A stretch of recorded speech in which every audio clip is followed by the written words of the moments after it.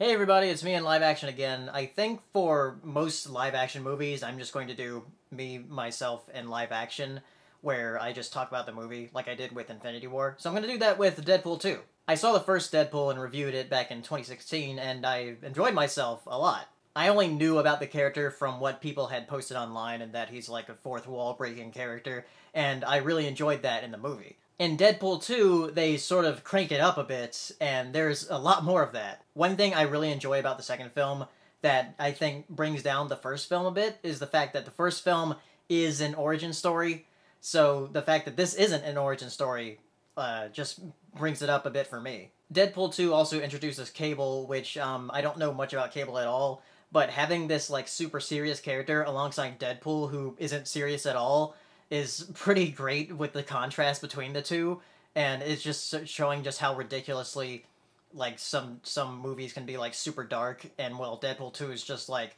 oh, let's just have fun with this. A couple of other people pointed out how Cable is from this future that kind of looks like Terminator's future, and that's basically what he is, since he's going from the future to the past to eliminate a certain character, so it's basically the plot of Terminator. But Cable isn't the only new character to be introduced. There's also Domino, who I actually really liked in the movie, and her power is just being lucky. That's it.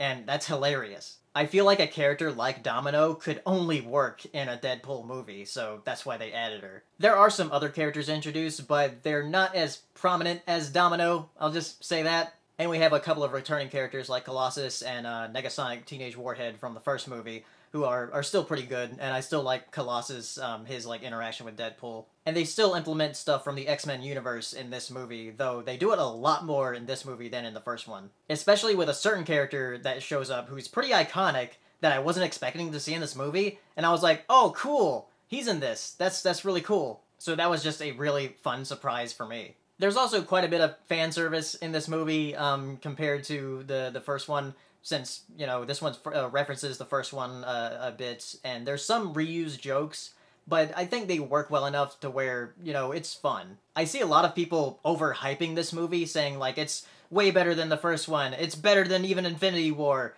and stuff like that, but I don't really think so. I mean, it's a fun movie, yeah, but I don't think it's that good, jeez. So I think if you go into this expecting something like the first one, but just more of it, and less origin story, I guess, then you're gonna have fun with it. I had a lot of fun with it. Its story and plot isn't the greatest, but its characters and the humor really make up for that. So if you have seen Deadpool 2, let me know down in the comments, and I'll see you next time.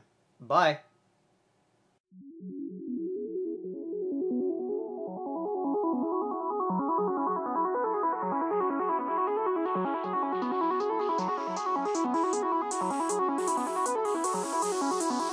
Good evening, ladies and gentlemen.